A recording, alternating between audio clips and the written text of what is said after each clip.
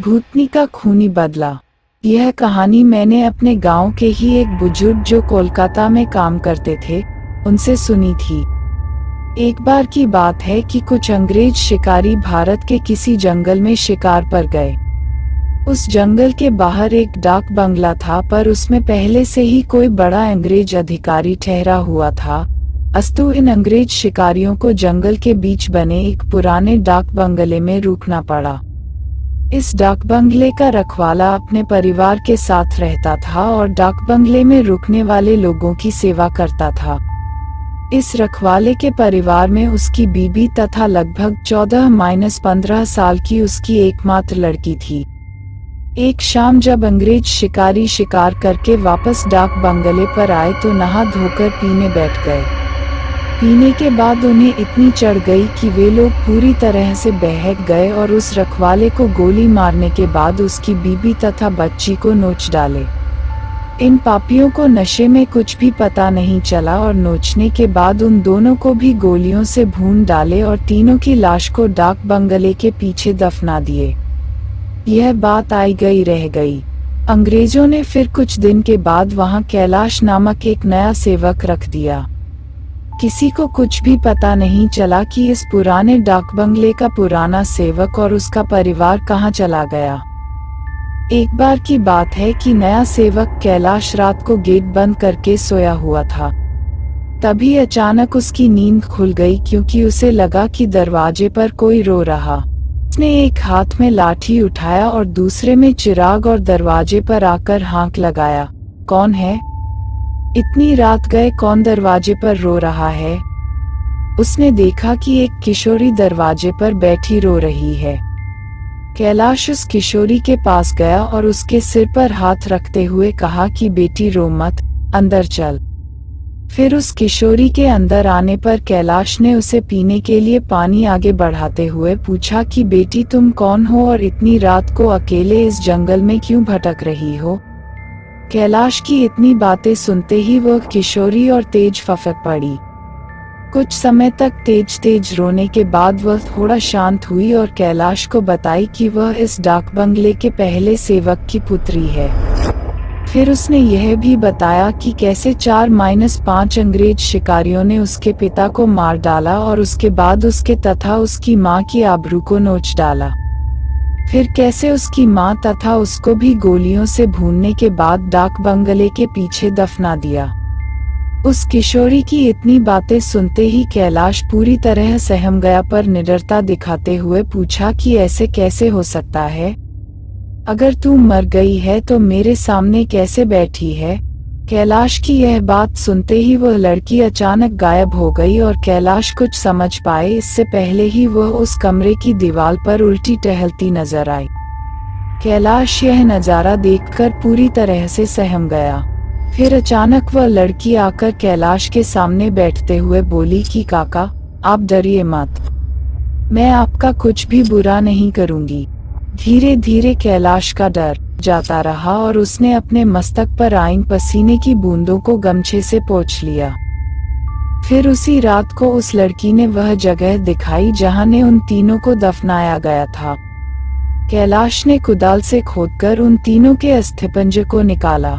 फिर कैलाश ने उस किशोरी से वादा किया कि वह उन अंग्रेज शिकारियों के खिलाफ कोर्ट जाएगा और किशोरी को इंसाफ दिलवाकर रहेगा। कैलाश की बातें सुनकर वह किशोरी रोते हुए बोली कि काका, आपको करना है बदला तो मैं लूंगी, बस आप मेरी थोड़ी सी कुछ नहीं मदद कर दें। फिर क्या? उस किशोरी के बताए अनुसार कैलाश ने बीमारी का बहाना बनाकर उस डाक बंगले की नौकरी छोड़ दी तथा उस किशोरी को किए वादे के अनुसार उस किशोरी के माता पिता की अस्थियों को जला दिया तथा उन दोनों के नाम पर पूजा पाठ भी करवाया। उन दोनों की मुक्ति हो गई, पर लड़की के कहे अनुसार कैलाश ने न लड़की के अस्थिपंजर को जलाया और न ही उसके क्रियाकर्म के लिए कोई अनुष्ठान पूजा पाठ ही किया, क्योंकि किशोरी ने कहा था कि अगर उसके लिए भी पूजा पाठ हो गई तो वह इस भूत ही योनि से मुक्त हो जाएगी और फिर उन दरिंदों से बदला नहीं ले पाएगी। समय बीतता गया और अब उस डाक बंगले में कोई नया सेवक आने को भी तैयार नहीं होता, क्योंकि कैलाश एक दिन सुबह सुबह वह अपने उन्हीं पुराने दोस्तों के साथ जंगल की ओर निकल पड़ा। दिन भर शिकार करते रहे और खूब मौज मस्ती भी। शाम होने को आई तो अंग्रेज शिकारियों ने कहा कि अब सूर्य ढलने लगा है, क्यों न हम लोग वापस शहर लौट चलें। अंग्रेज की बात सुनकर उस युवा भूतनी ने कहा कि नाना, आज रात हम लोग यहीं ठहर कर जंगल का आनंद उठाते हैं। पर एक अंग्रेज शिकारी ने कहा कि हमने पहले से डाक बंगला तो बुक किया नहीं है, ठहरेंगे कहाँ? फिर क्या था? वह युवा भूतनी मुस्कुराई और बोली कि इसी जंगल में दूसरी ओर मेरे एक मित्र आदिवासी की कुटिया है, हम रात वहीं बिताएंगे और खूब मौज मस्ती करेंगे। अब हुआ यूं कि उस युवा भूतनी की योजना के अनुसार देखते ही देखते उसके मित्र युवा भूत ने एक मड़ाई तैयार कर ली थी। उसमें ऐशो आराम की सारी चीजें भी ला दी थी। उन दोनों युवा भूतनी के साथ ये अंग्रेज उस मड़ाई में पहुंचे। इन अंग्रेज शिकारियों को उस मड़ाई की दशा देखकर अजीब लगा, क्योंकि उस मड़ाई में महलों, बड़े बड़े होटलों जैसी व्यवस्था थी। रात को पार्टी शुरू हुई तथा साथ ही अंग्रेज अधिकारियों की सिट्टी पिट्टी गुम होना ही। क्योंकि पहले तो उन दो युवा भूतनी जो देखने में बहुत खूबसूरत लग रही थी, अचानक बहुत ही डरावनी रूप बना ली। ऐसा रूप जिसे देखते ही अच्छे अच्छों की पैंट गीली हो जाए। फिर क्या था, उन भूतनियों ने ग्लास में खून भरकर लाकर उन अंग्रेजों को पिलाना शुरू कर दिया।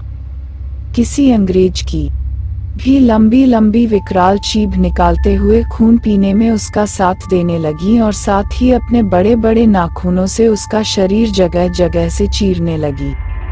उस युवा भूतनी ने तो भयानक आवाज निकालते हुए दौड़कर एक दूसरे अंग्रेज शिकारी के पास पहुंची और उसकी आंखों में अपने विकराल, भयावह, भाले जैसे नखों को डालकर उसकी दोनों आंखों को निकालकर खा गई।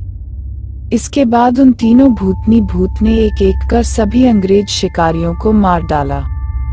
दूसरे दिन उन अंग्रेजों की खोज में गए अंग्रेज अधिकारियों को उनकी ऐसी विभत्स लाशें मिली जो देखने में बहुत ही भयावह लग रही थीं। उनको ऐसे नोचा गया था कि लगता था कि यह किसी मनुष्य या जानवर का काम ही नहीं हो सकता। कैलाश को तो सब कुछ पता ही था, पर वह किसी को कुछ नहीं बताया।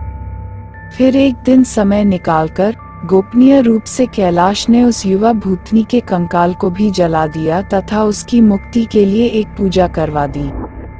यह एक काल्पनिक कहानी है, पर हकीकत भी हो सकती है उन लोगों के लिए जो अपनी शक्ति, संबंधों का नाजायज फायदा उठाते हुए गलत कार्यों को अंजाम देते हैं और उन्हें लगता है कि कोई उनका बाल बांका भी नहीं कर सकता। हमेशा वैसा ही कार्य करें जैसा आप दूसरों से अपने तथा अपनों के प्रति चाहते हैं। जय बजरंग बली।